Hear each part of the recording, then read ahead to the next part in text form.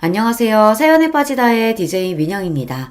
오늘도 두 가지 사연 준비되어 있는데요. 끝까지 함께 해주실 거죠? 그럼 구독과 좋아요 버튼도 꾹 눌러주시고 오늘의 사연도 바로 만나볼게요. 여러분, 금배추 뉴스 들으셨죠? 가뜩이나 오른 채소 물가로 주부님들이 힘든데 가족들 먹이는 일에 아무리 비싸도 안 살 수는 없잖아요. 그중 한국인 하면 김치, 그 김치에 빠질 수 없는 배추는 요즘 몸값이 최고이죠. 이번 제 사연은 바로 이 배추, 그리고 김장에 얽힌 이야기입니다. 구독자 여러분은 세상에서 어떤 사람이 가장 부러우세요? 누군가는 미스 코리아만큼 늘씬한 몸매와 아름다운 얼굴을 말할지도 몰라요. 하지만 제가 가장 부러워하는 사람은 바로 건강한 사람이랍니다. 저체중으로 태어났던 저는 유달리 몸이 약했습니다. 어릴 때 자다가 깨보면 엄마가 자고 있는 제 모습을 지켜보고 계셨어요. 엄마는 왜 안 자고 나만 봐요? 우리 언니가 새근새근 자는 모습이 소중하고 이뻐서야. 크고 나서 엄마가 그랬던 이유를 알게 되었어요. 자는 나를 보러 종종 내 방에 왔던 건 제가 갑자기 숨을 멈추고 곁을 떠날까 봐서였다고요. 그만큼 전 위태롭게 목숨을 부지하면서 커왔습니다. 놀이터보다 병원을 더 자주 갔던 저는 이름을 알 수 없는 검사도 많이 받았어요. 긴 시간 동안 마취해야 하는 큰 수술도 몇 번이나 받았고요. 모든 부모님이 자식 사랑에 아낌이 없다지만 특히 우리 엄마는 저를 살리신 분이라고 해도 과언이 아니죠.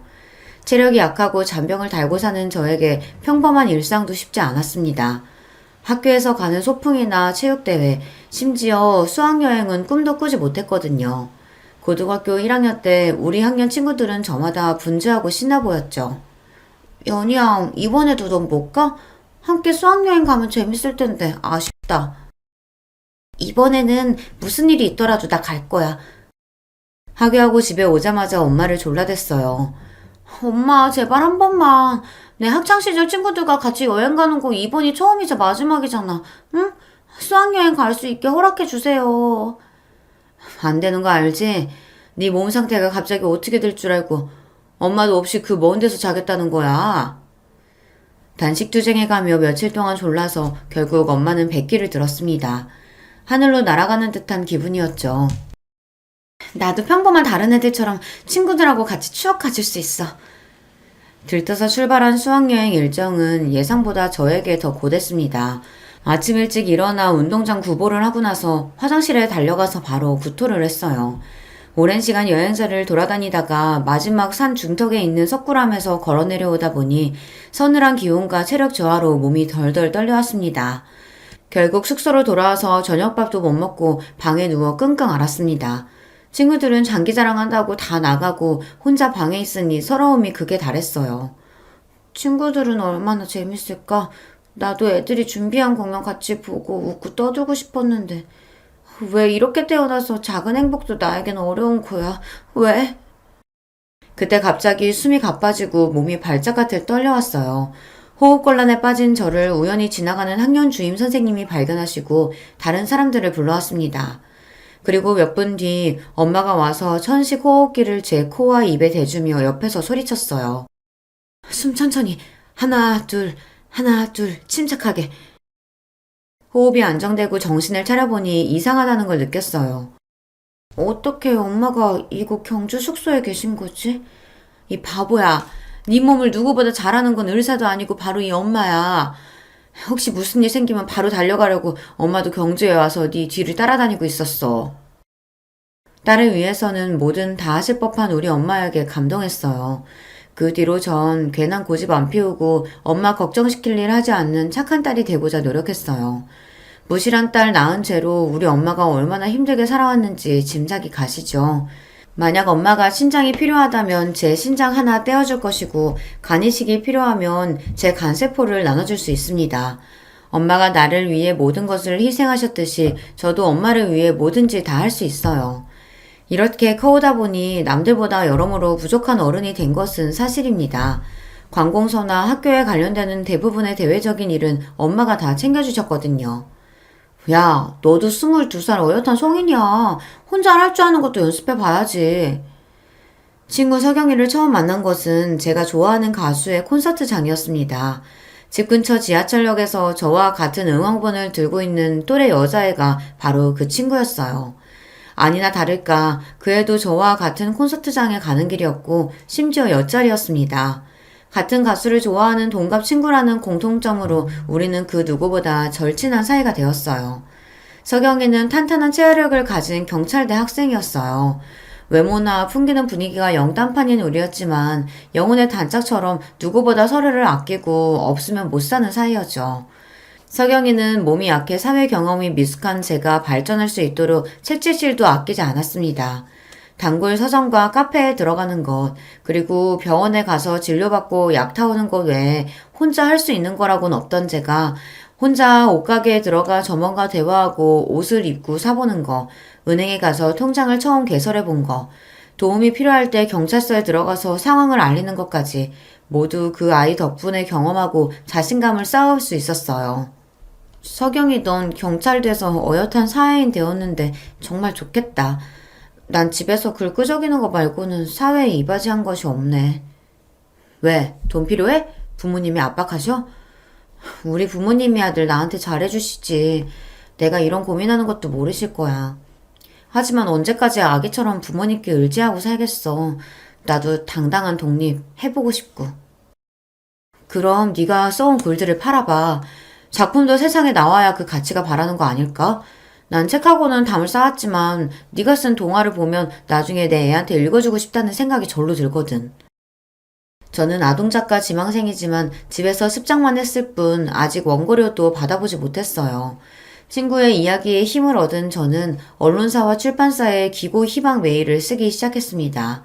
한 50군데는 보낸 것 같은데 한 곳에서 제 글이 마음에 든다며 한 달에 2편씩 의뢰해왔습니다. 누군가 나를 필요한다는 느낌을 태어나서 처음 받아 감격에 겨웠습니다. 그렇게 작가로서 첫 발을 내디딘 지 1년 만에 첫사랑을 만나 남들처럼 결혼도 하고요. 하지만 제 인생은 그 결혼을 기점으로 180도 바뀌었다고 해도 과언이 아닙니다. 제 남편은 시댁보다 더 자주 처갓집에 들락날락 하고 있어요. 마누라가 이쁘면 처갓집 기둥에 절을 한다더니 절 너무 사랑해서라고요. 천만에요. 저도 처음엔 그렇게 착각했죠. 그런데 남편의 목적은 다른 데 있었어요. 장인어른 사이 왔습니다. 요즘 날씨가 쌀쌀한데 이럴 때 장인어른은 어떤 외투 입고 다니세요?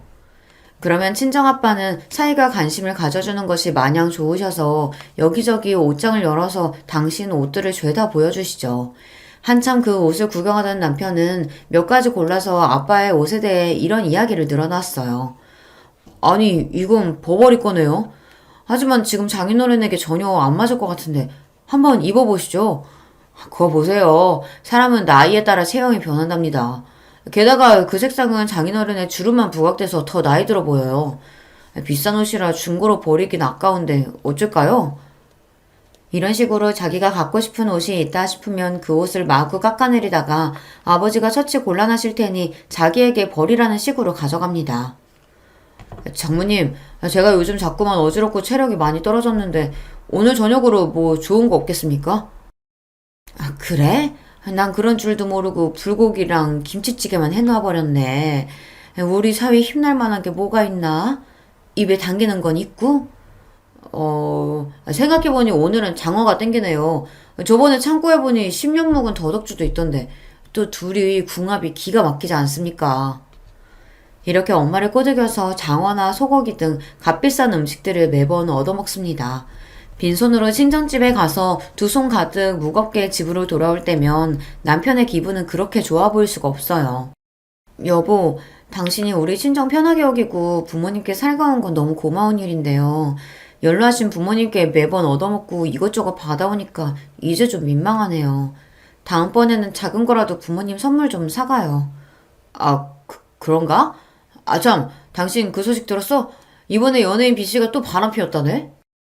또요? 그 사람 지금도 재혼한 처랑 있는데 진짜 못 쓰겠네.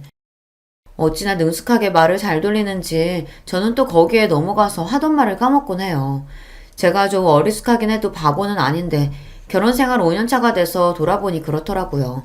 친정집에서는 매번 좋은 것 받아오고 시댁 갈 때는 용돈이나 선물을 드리기만 하니까요. 게다가 우리 시모는 또 어떤 분인 줄 아세요? 지난번에 내가 전화했었지? 그거 가져왔냐? 네, 여기요. 집에 수건 부족하세요? 이 수건들은 남편 회사에서 직원용으로 제작한 거라 여기 로고가 적혀 있는데. 회사 이름만 있으면 더 믿을만해 보이고 좋지 뭐. 여기 몇 주년 기념 이 오버로크 한 글자만 쪽가위로 뜯어내면 된다. 아니 내 친구가 환갑잔치 한다고 부르는데 아무리 나라지만 빈손으로 갈 수가 있어야지. 이 수건들 포장해서 선물로 주면 될 거야.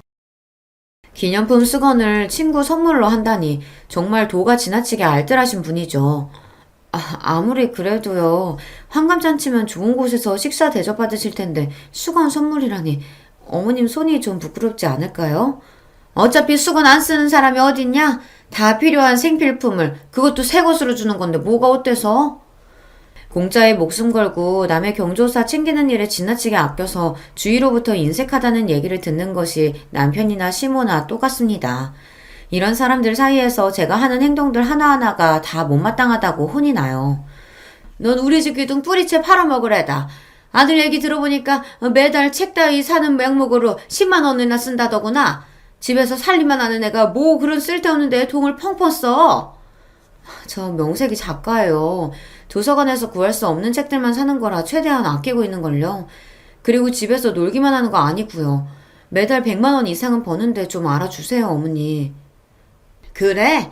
그렇게 능력 있고 잘 버시는 며느님? 그럼 나 이번에 안마기 하나만 드려다오.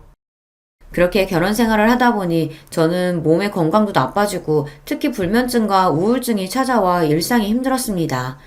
예민한 신경 탓에 뜬 눈으로 밤을 지새우는 동안 그날 남편에게 들은 이야기, 시모에게 구박받은 일 등을 곱씹곤 해요.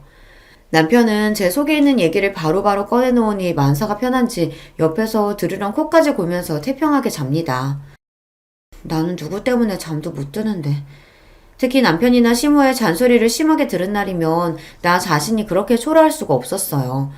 세상을 살 가치 없는 사람이라는 자괴감까지 빠지고 이런저런 잣생각에 도통 잠을 이룰 수가 없는 거죠. 낮에 격하게 운동하고 집안일을 하면 밤에 잘 수 있을 줄 알았더니 그게 아니었습니다. 점차 식욕도 수면욕도 심지어 얼굴 씻을 힘조차 저에게 없었어요. 난 그렇게 아픈 건데 극복하고 싶은데 그럴 에너지도 없는 저를 보며 남편은 혀를 찹니다. 아, 이 여자 참 게으르네. 뭐? 밤에 잠을 못 잔다고? 그건 다 늘어지고 편하게 살아서 그래. 나처럼 회사를 다녀봐라. 어찌나 피곤하지. 머리 대자마자 잠이 쏟아진다. 그러고 있지 말고 신문이나 우유 배달이나도 나가봐. 남편 말이 맞는 것도 같아서 새벽에 신문 배달 일을 시작했습니다. 가뜩이나 저질 체력인데 자전거 타고 고지대에 오르는 것부터가 너무 힘들었고 계단을 오르내리다가 그만 쓰러지고 말았어요.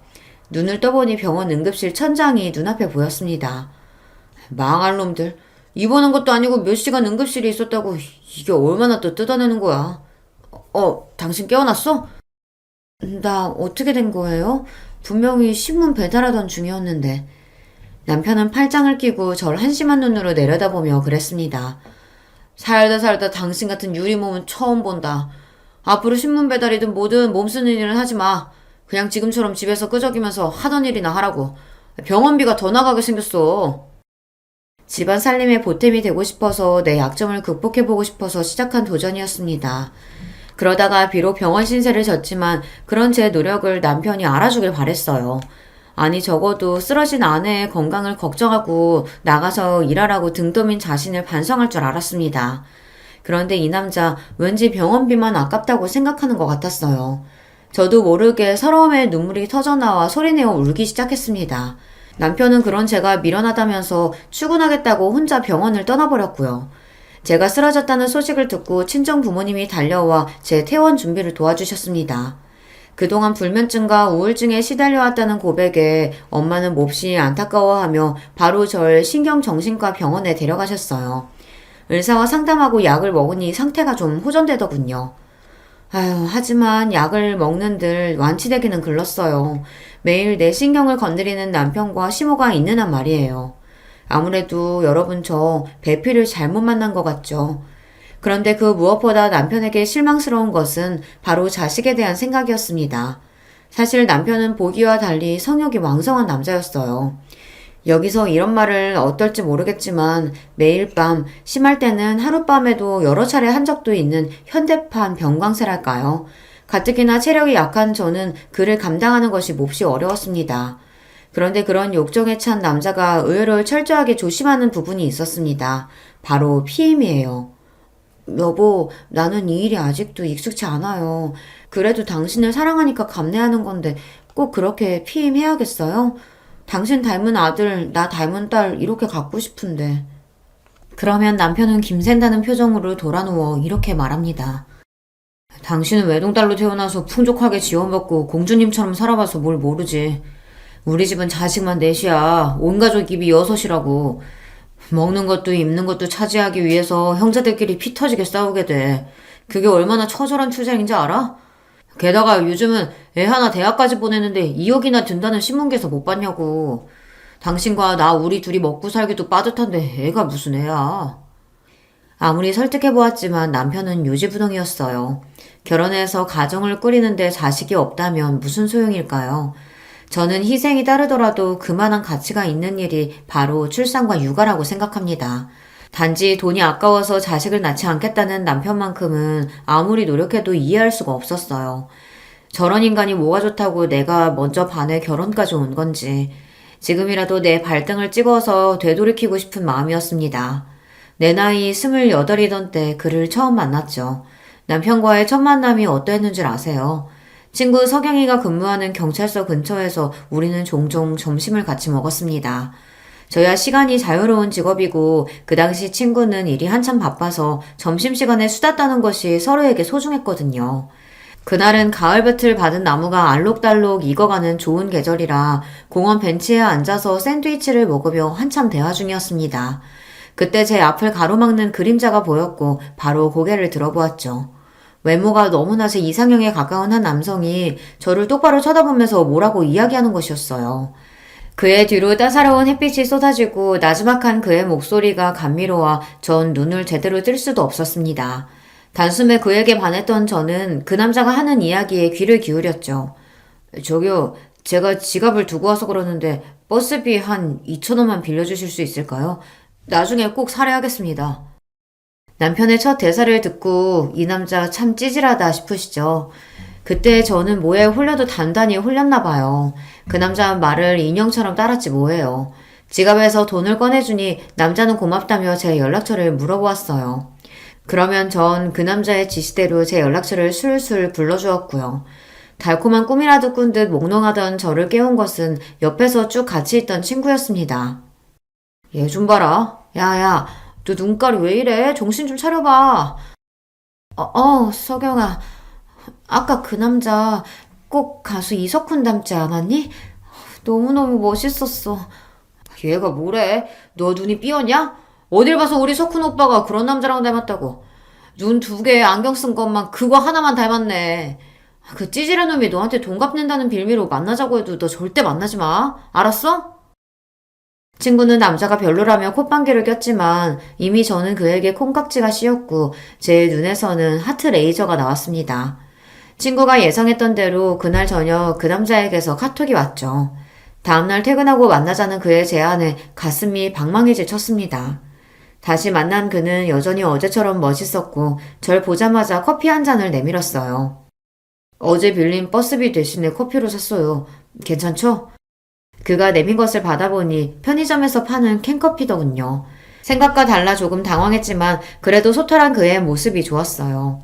아니, 이미 친구에게 얘기했듯이 저는 사랑의 포로가 된 몸이니까 그가 무엇을 해도 멋져 보였습니다. 우리는 이런저런 서로에 대해 알아가는 대화를 했어요. 아버님이 공직자시고 거기에서 일하셨으면 사회적 지위도 높고 연봉도 높았겠네요. 지금은 월급이 얼마나 되시죠?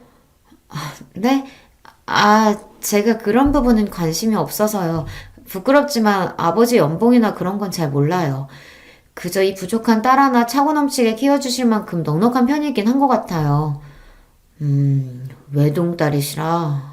그렇군요. 전 연희 씨 그런 순수한 모습이 참 좋습니다. 어제 처음 봤을 때부터 당신한테 반해서 버스비 핑계로 말 걸었던 거 아마 다 눈치챘을 거예요. 괜한 느낌인지 몰라도 그날 이후 남편은 저에게 더 다정하게 대해주었습니다. 그런데 살면서 부부싸움 하다가 남편이 내뱉은 실언으로 로맨틱한 첫 만남 그 이면에 도사리고 있던 냉혹한 진실을 알게 되었어요. 야, 네가 얼굴이 예쁘기라냐?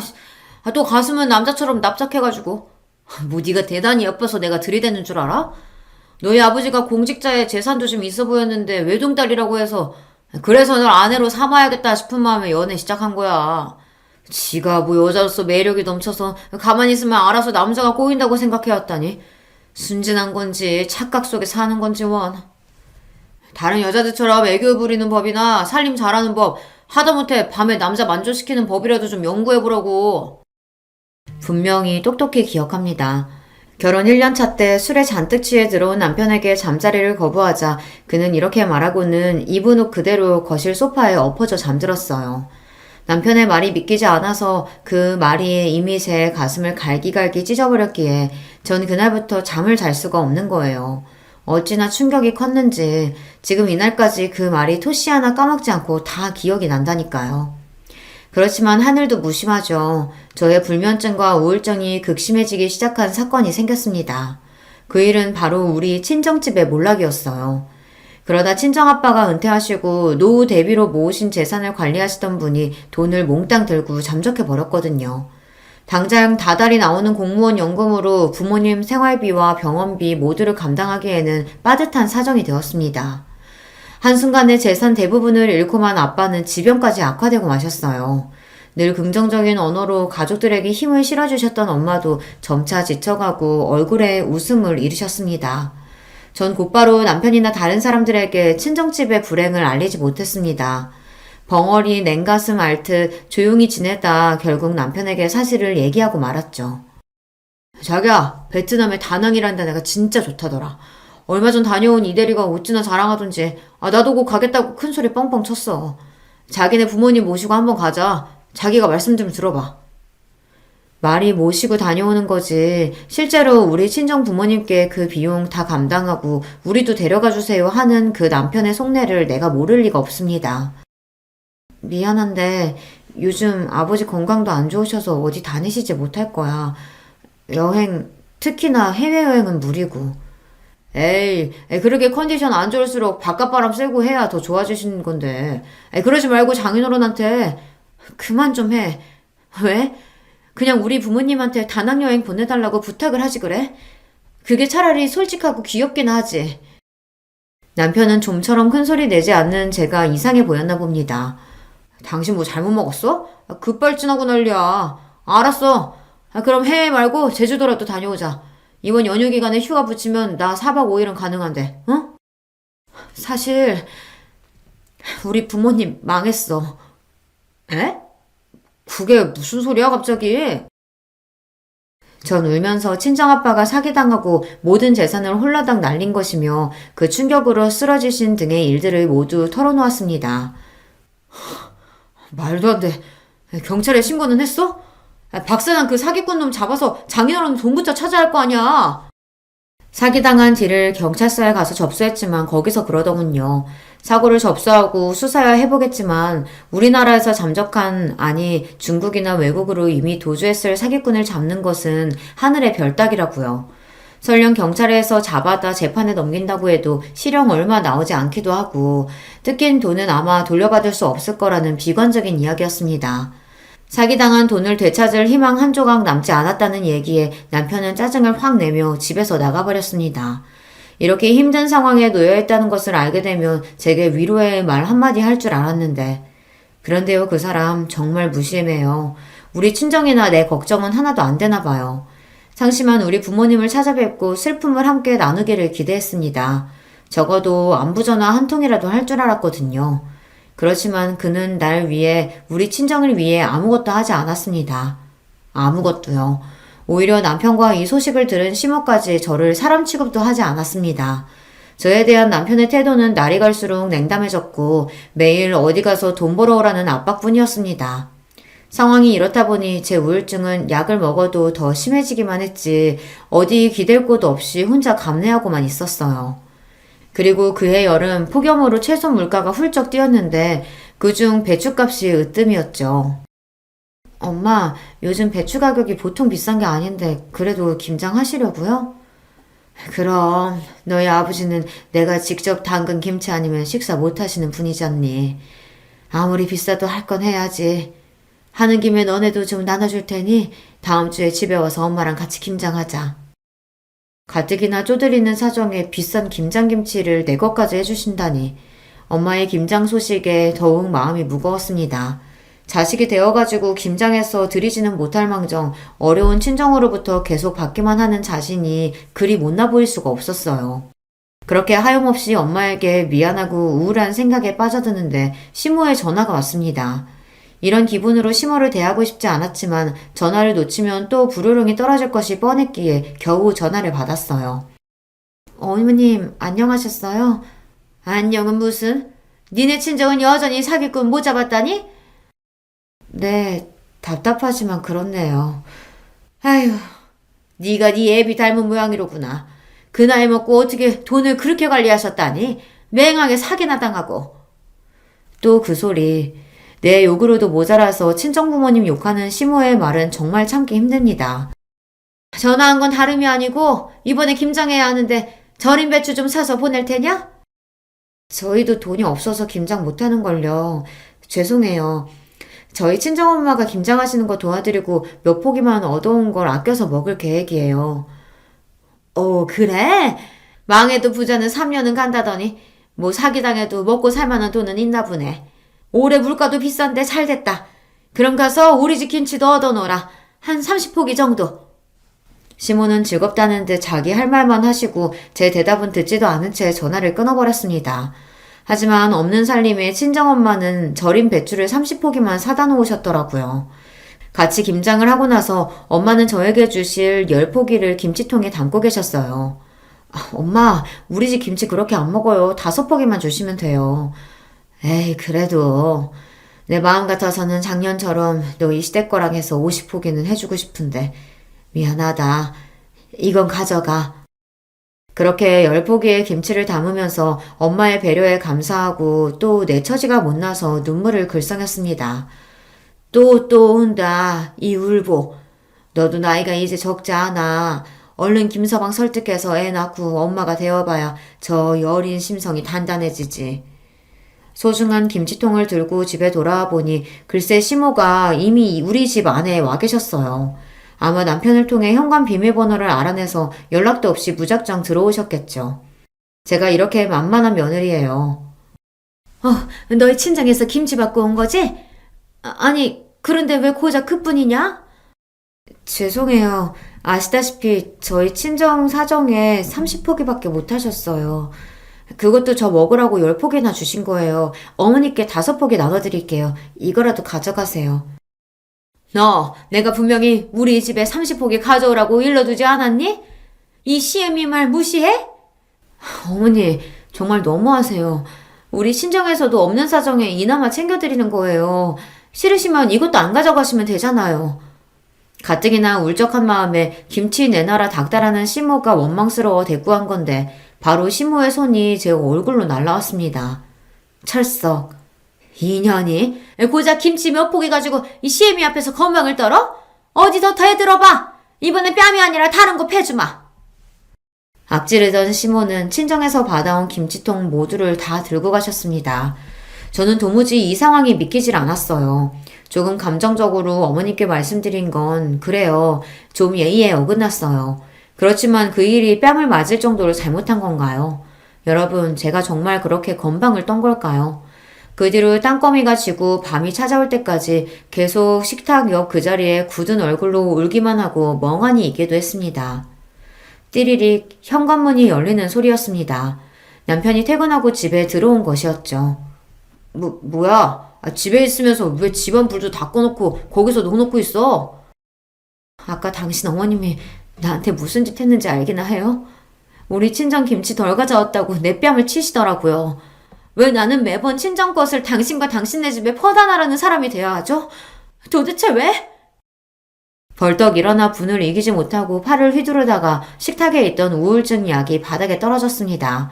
떨어진 약봉지를 들어보던 남편은 획하고 무서운 눈초리로 쏘아보며 물었어요.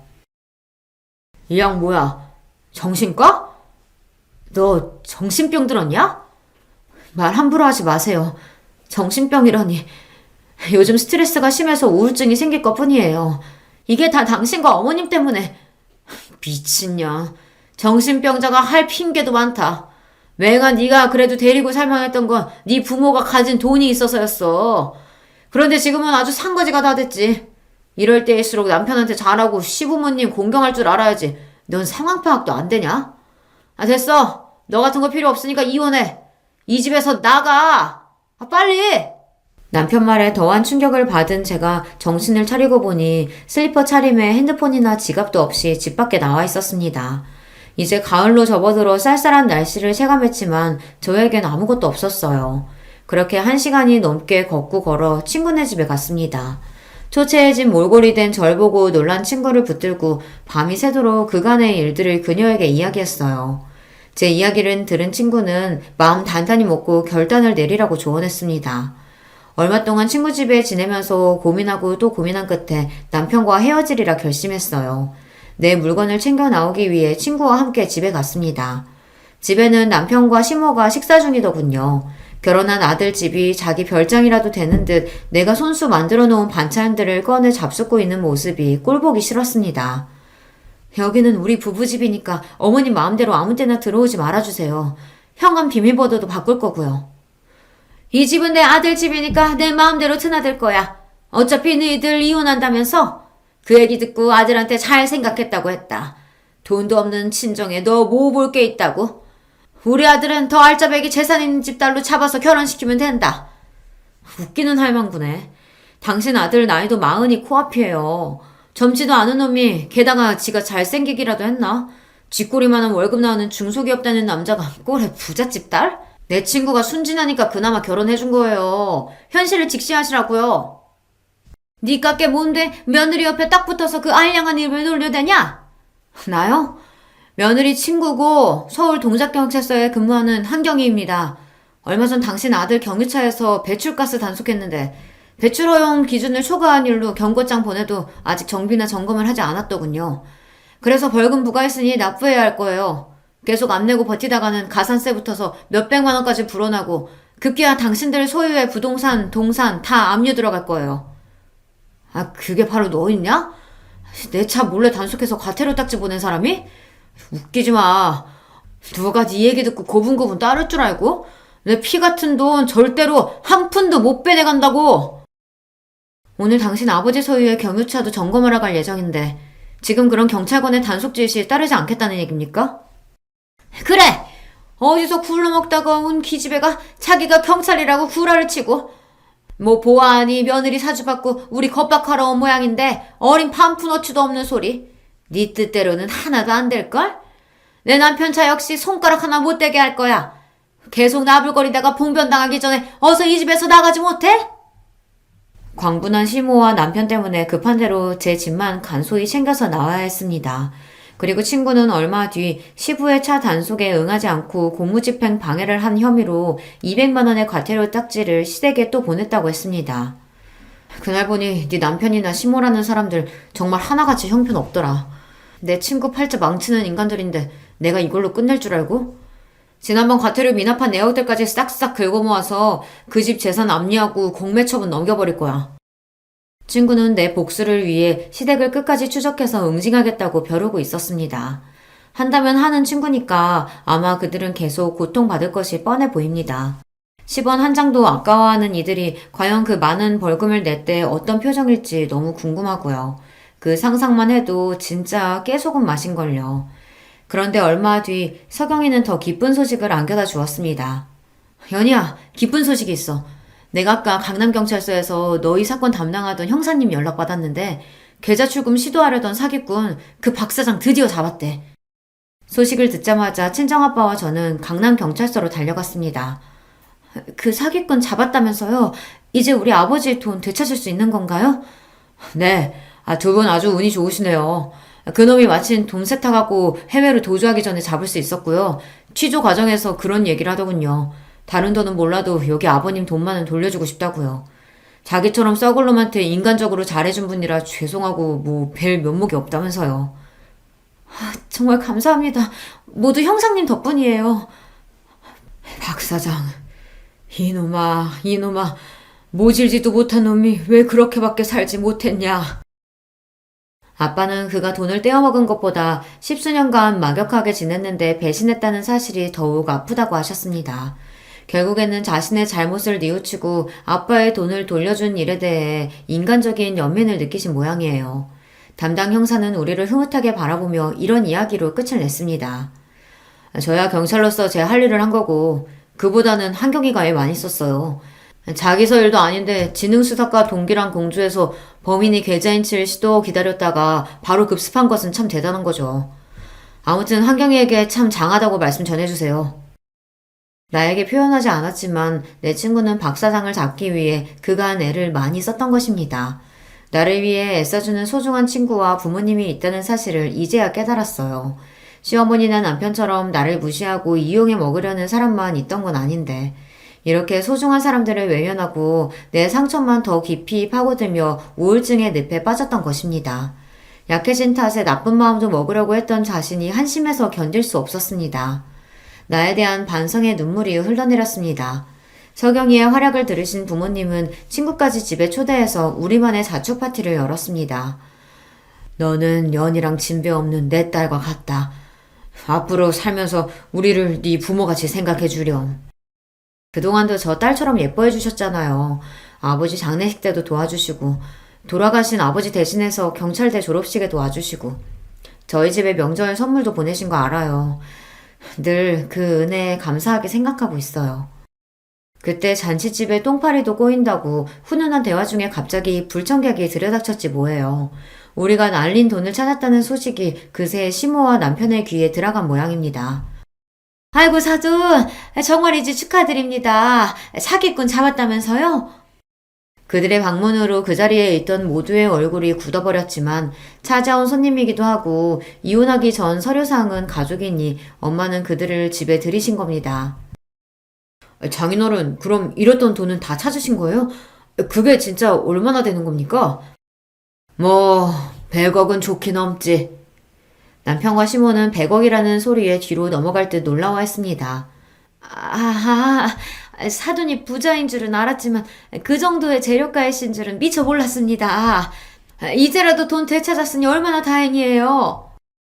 저 역시 처음 듣는 소리에 놀라서 조용히 엄마의 귓가에 솟아였죠. 엄마, 우리 집에 재산이 그 정도였어요? 100억? 100억은 무슨... 그치만 너희 아버지가 뭐라고 말씀하시는지는 좀 지켜보자꾸나. 이후 벌어지는 시모와 남편의 말과 몸짓은 코미디 저리 가라 할 정도로 우스꽝스러웠죠. 정말 저 사람들이 나를 무시했던 사람들과 동일 인물인가. 시모에게 뺨을 얻어맞은 일은 내 착각이 아닌가 싶을 정도로 갖은 가머니설과 아양을 떨어댔어요. 이렇게 좋은 날을 그냥 보낼 순 없죠. 제가 나가서 비싼 와인 좀 사올게요. 모두 함께 축배를 드시죠. 그 전에 말이지, 사위. 우리 정산할 것이 있지 않은가? 갑자기 아빠는 온화한 미소를 거두시고 안방에서 어떤 서류를 가지고 나와 남편과 시모에게 보여주셨습니다. 이것은... 하지만 장인어른, 이건 형식상 쓰자고 하지 않으셨습니까? 세상에 형식상이란 것은 없네. 경찰서나 재판장에 나아가 이 서류 제출하면 거기 쓰여져 있는 그대로 믿겠지. 안 그런가? 낯짝이나 양심이 있다면 자네나 자네 모친도 그렇게 엉덩이 뒤밀고 우리 집까지 올 수는 없는 법. 자네가 내 딸한테 안겨준 모욕 그 이상을 앞으로 난 자네에게 돌려주겠네. 첫 번째로 나한테 빌려간 1억 5천만 원과 그 밀린 이자. 당장 가져오지 않으면 법적으로 나설 테니 그리 알게나. 남편은 아빠의 말을 듣고 차용증을 손에 구기고선 벌벌 떨기 시작했습니다. 1억 5천이나? 그게 무슨 소리냐 아들아? 저기 사돈, 시간 주시면 아들이 천천히 갚을 테니까. 아니지. 당신 딸이 내 며느리요. 내 아들이 아는데 설마 사이에게 소장까지야? 진심으로 하는 말씀은 아니겠죠. 당신 딸 정신병자라도 우리가 잘 보듬고. 이 양반이 남의 집 귀한 딸을 뭐라고 짓거리는 정신병자? 우울증 가지고 정신병 취급을 하다니? 저 말하는 뻔세를 보니 알만하네. 그동안 얼마나 내 딸 무시하고 괴롭혔는가? 그렇게 화가 난 엄마의 모습은 이전에도 이후에도 본 적이 없습니다. 엄마는 갑자기 부엌에 들어가서 김치 한 포기를 손에 말아주고 나오셨어요. 그리고 바로 시모의 얼굴에 그 귀한 김치를 냅다 던져버렸습니다. 자, 이 김치나 먹어. 내가 한 김장김치 필요하다면 네가 내 딸 칼거댔다지? 자, 원하던 그 김치 당신 얼굴로 담아가쇼. 어떤 아침 드라마에서 장모가 사위의 뺨을 김치로 휘두르던데 그걸 먼저 봤다면 우리 엄마도 아마 시모의 얼굴을 그렇게 만들었을 거예요. 시모의 얼굴에서 김치 양념이 뚝뚝 떨어지고 당한 일에 충격받고 서 있던 시모의 모습을 보니 알터니가 빠진 듯 시원했죠. 우리 부모님이나 저나 평소 평온하고 온화하게 언행을 하던 사람들인데 우리가 이렇게 세게 나올 줄은 아마 몰랐을 겁니다. 그 사람들 당황했지만 겁을 먹었는지 그 김치 구덩이 얼굴을 수습도 못한 채 내빼고 말았죠. 그 우스운 모습에 우리 가족은 모두 박장대소를 했습니다. 그런데 아버지, 그게 무슨 말씀이세요? 남편에게 차용증이라뇨. 돈 빌려주셨어요? 저 비열한 자식이 네 우울증을 빌미로 이혼하겠다고 날 찾아왔더구나. 정신병력으로 이혼 소송 걸면 당신 딸은 바로 이혼이 된다고. 그걸 무마하는 조건으로 1억 5천만 원 빌려달라며 뻔뻔하게 요구했지. 뭐 저런 돈벌레 같은 놈이 다 있어요? 자기 마누라를 팔아서 장인어른한테 돈을 뜯어냈다고요? 속으로는 크게 실망하고 분노했지만 딸 생각해서 일단 따라줄 수밖에 없었다. 하지만 혹시나 모른다는 마음에 형식적으로 차용증을 쓰자고 사위를 설득했지. 내일 변호사 만나서 그 차용증으로 할 수 있는 응징 방법 다 찾아낼 거다. 저 빌어먹을 놈의 자식, 물불 가리지 않고 내가 모든 수단 동원해서 끝장내버릴 테다. 모두에게 정말 죄송해요. 엄마, 아빠, 석영이까지 저 아니면 저렇게 나쁜 사람들에게 이런 꼴까지는 안 당하고 사셨을 텐데 이게 다 제가 못나서예요. 진심으로 모든 가족에게 미안했습니다. 우리는 모두 함께 한마음으로 펑펑 울었어요. 저는 결심했습니다. 내가 사랑하는 사람들을 위해서 그들을 지켜내기 위해서 더 강하고 현명해져야 한다고요. 의지를 다지고자 다음날 새벽 5시에 일어나서 동네를 한 바퀴 뛰고 걸었습니다. 체력이 약하다는 이유로 운동도 하지 않았던 제 약한 몸뚱아리는 최악이었어요. 약 3km의 거리, 남들은 3, 40분이면 한 번에 갈 거리를 전 몇 번이고 주저앉아 숨을 헐떡대고 다시 일어나 걷고 또 걸어야 했으니까요.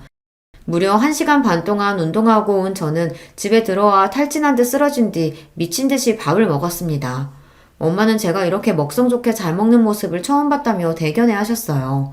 그날 이후로 전 하루도 거르지 않고 새벽 운동을 나가고 있습니다. 그리고 식사 뒤 바로 책상에 앉아서 해가 질 때까지 글을 씁니다. 이렇게 쓰고 또 쓰다 보면 언젠가는 세상에 내놓을 괜찮은 글이 나올 거라고 믿음을 갖고 말이죠. 한 걸음 한 걸음 저는 더 성장하고 강해지려고 매일 노력하고 있습니다. 그런데 도망갔던 남편과 시모는 뭐하고 있냐고요? 아빠의 변호사는 대여금 반환 선고 소송을 진행하고 계세요. 아빠 변호사 말로는 한 번도 이자나 원금조차 갚지 않았던 사실이 불리하게 작용해 바로 법원에서 지급 명령이 떨어질 거래요. 그리고 그 재산을 어디에 숨기고 은닉할까 미리 재산을 압류를 걸기도 했대요. 우리가 살던 집은 이혼소송의 재산 분할 대상이니 아마 남편과 공동명의로 되어 있는 시댁 아파트가 그 압류 대상일 거라고요. 거기에다가 경찰서에서 부과한 가태료까지 내야 하는 등 남편과 시댁은 참으로 곤궁한 상황에 처해 있었죠. 이 상황을 극복할 방법은 아마 저를 다시 제 편으로 하는 것뿐이라는 계산이 섰던지 남편은 자꾸 저에게 애정을 갈구하고 다시 합치자면서 찾아와 설득했어요.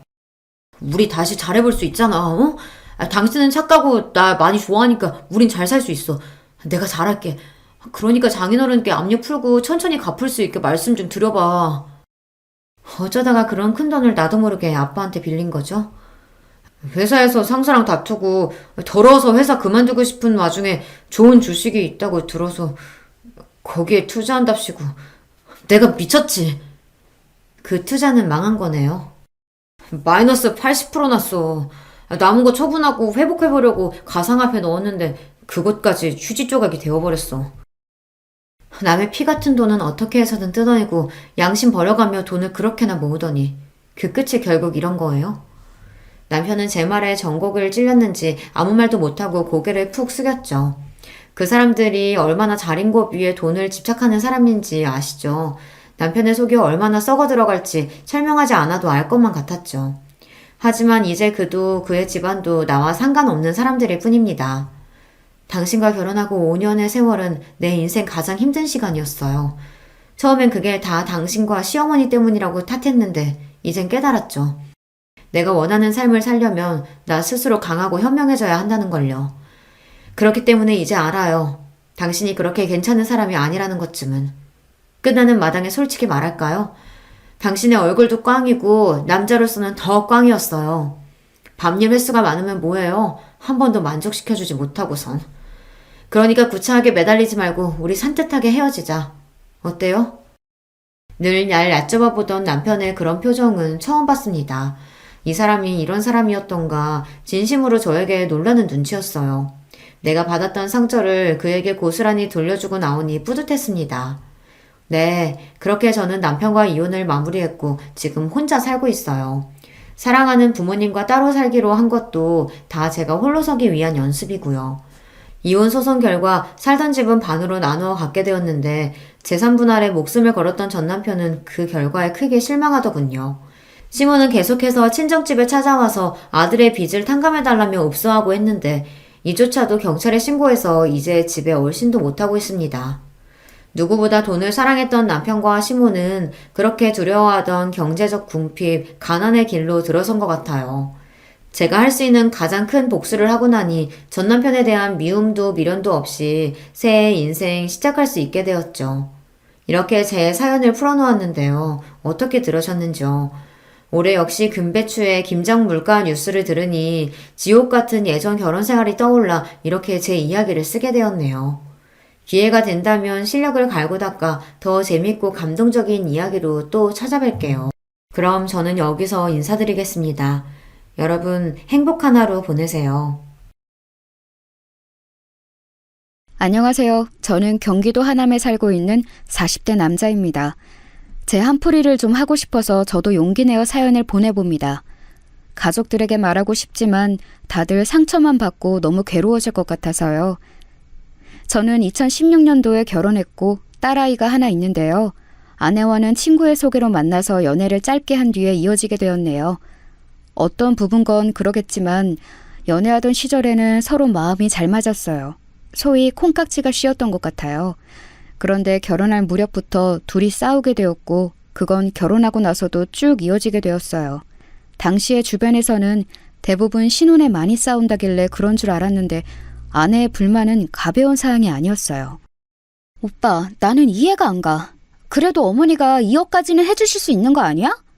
그렇게 어거지로 계속 밀어내시면서 안 된다고 그러시고 나중에 애기 낳으면 더 큰 집으로 해주신다는 거 이거 말이 돼? 해주실 수 있는데 안 해주시는 거랑 돈이 없어서 못 해주시는 거랑 다르잖아. 아무리 내가 많이 해온 게 없다고 하지만 너무 무시하시는 것 같아. 어머니 말투도 너무 사나우시고. 아내는 이렇게 툭하면 저에게 불만을 털어놓았고 여기 나온 내용 그대로 우리 어머니와 사이가 안 좋았답니다. 결혼할 때 저희 어머니가 하신 말씀이 그리 상처가 됐다나요? 어머니는 아직까지도 이때의 판단을 후회하시긴 하지만 전 잘 모르겠네요. 일단 니네 둘이서 신혼으로 시작하는 거니까 너무 큰 평수에 살 필요는 없잖아. 형편대로 시작하는 게 좋을 거야. 네 형은 애도 있고 하니 그쪽 집 늘려주느라 돈이 많이 들어가더라. 20평대가 둘이 살기 그렇게 좁지 않으니까 그렇게 차차 늘려가봐. 나중에 애기 낳으면 그때 가서 더 넓혀도 되니까. 어머니의 이 말씀이 뭐가 그렇게 불만인지 저는 이해가 잘 안 돼요. 아내는 연신 화가 나서 그때부터 표정이 나빴고 그전엔 우리 어머니에게 그렇게 팔짱 끼고 매달리더니 태도가 바뀌었어요. 신혼집에 어머니가 어쩌다가 한번 오셨을 때 그렇게 짜증스럽게 굴더라고요. 어머니가 집에 가시면서 저한테 불편하다고 하실 정도로요. 예, 정훈아. 쟤는 왜 이렇게 화가 나 있니? 니들 먹으라고 반찬 갖다 주는 것도 이렇게 눈치를 봐야 하니? 오늘 너무 불편해서 먼저 가는데 니들 사이에 끼기는 싫지만 참 기분이 별로구나.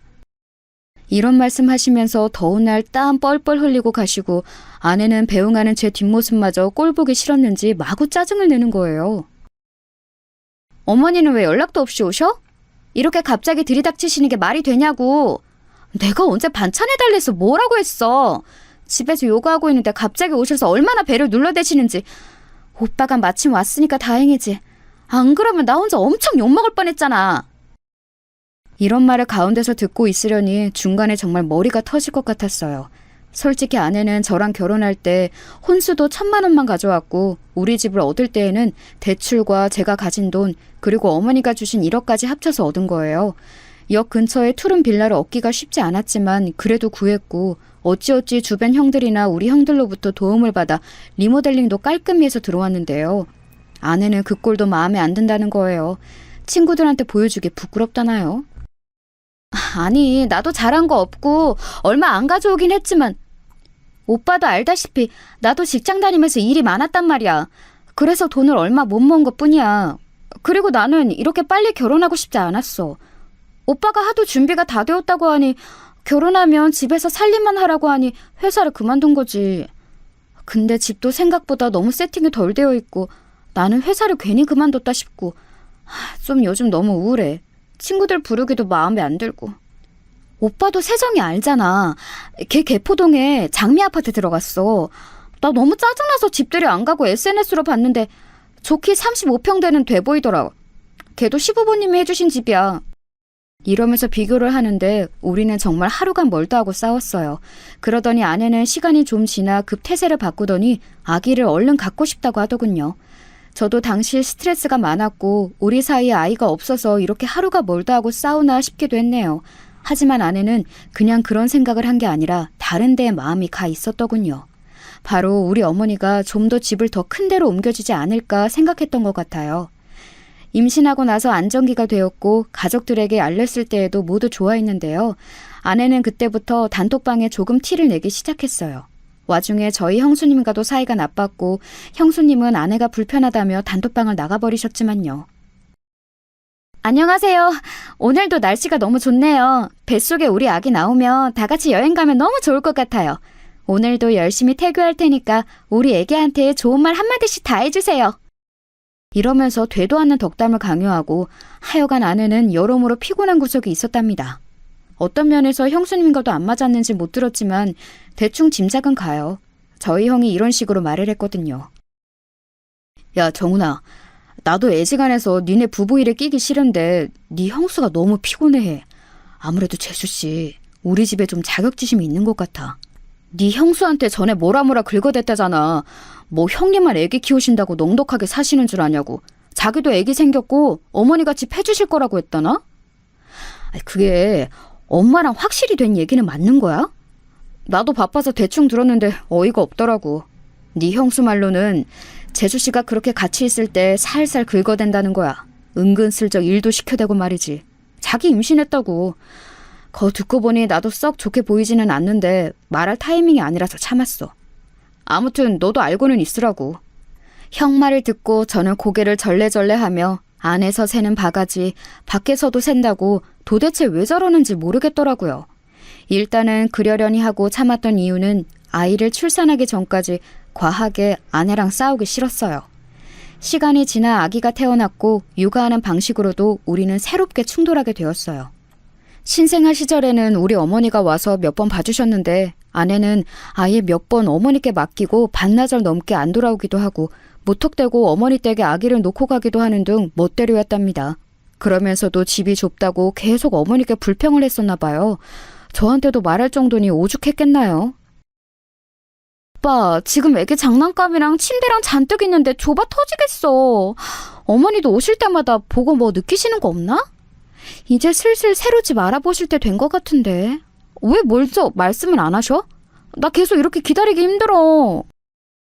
여기서 전 폭발했고 뭘 그렇게 요구하는 게 맞냐며 대차게 싸웠어요. 유미야, 어머니가 뭘 그렇게 너한테 빚진 거 마냥 해주셔야 돼? 너는 어머니가 이 집에 1억 주신 것도 감사한 게 없어? 그럼 너가 갖고 왔으면 됐잖아. 왜 너가 돈이 없었던 건 사정이 있는 거고 우리 어머니가 못 대주시는 건 그렇게 화가 나는 일이야? 게다가 어머니 무릎도 안 좋으신데 저렇게 반찬 갖고 오시고 지영이까지 봐주시는 건 감사한 게 없어? 정말 사람을 하다 이렇게까지 질리게도 할 수 있구나. 너 네가 어떤 사람인지 좀 알아야 해. 제가 한 말이 크게 틀린 말도 아니지만 이 말이 통할 사람이었다면 아내는 애초에 그런 짓들을 하지도 않았겠죠. 아내는 제 말에 서럽다면서 집을 나가버렸고 새벽녘에나 들어와서 애 옆에서 쪽잠을 자더군요. 이날 저는 연락도 안 되는 아내를 기다리며 밤새 우는 애를 끌어안고 있느라 보통 애를 먹은 게 아니었어요.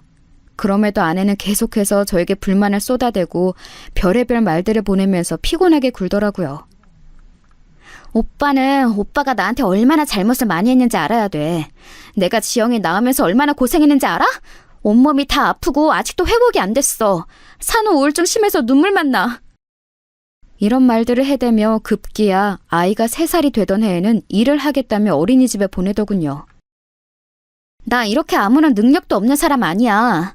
애 키우면서 이렇게 집에만 들어앉아 있으니 오빠도 나를 계속 무시하고 어머니도 툭하면 불러대시지.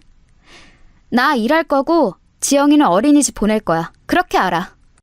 그러면서 애를 보내고 출근을 한다더니 매일같이 늦게 들어오고 뭔 놈의 야근이 저보다 많은지 이해가 안 되었어요. 무슨 휴대폰 판매 홍보 회사라고는 하는데 화려하게 차려입고서는 나가더군요. 이미 아이 돌 때부터 우리는 심한 냉전이 시작되었고 입만 열면 싸웠기 때문에 대화도 많이 안 했어요. 그러다가 아이가 5살이 되고 저한테 뭐 하는 일이 많아졌다고 자꾸 육아를 미루는 거예요.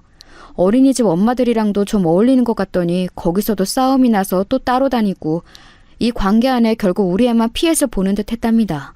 말이 좀 트기 시작한 딸아이가 이때 꽤 상처를 받았어요. 아빠, 나 예지랑 놀고 싶은데 엄마가 이제 예진의 엄마랑 안 논대. 나도 예지 생일 파티 가고 싶어. 근데 가면 안 된대, 엄마가. 우리 반에서 나만 못 가. 이런 상황을 겪고 아내와 대화를 하려치면 아내는 저에게 아이에 대해서 아는 게 뭐가 있냐면서 자꾸 말을 끊어버렸어요.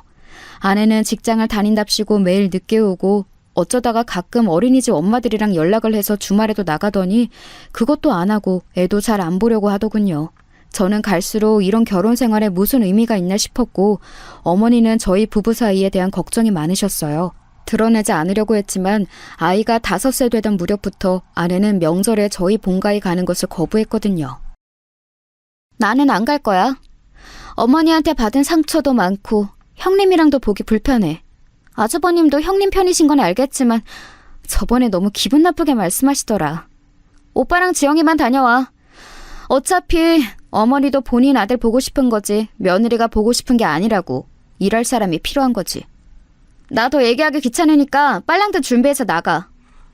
그러면서 시댁에는 저와 아이 둘만 다니게 되었고 집에 돌아오면 아내는 늘 소파에 널브러져서 자고 있더군요.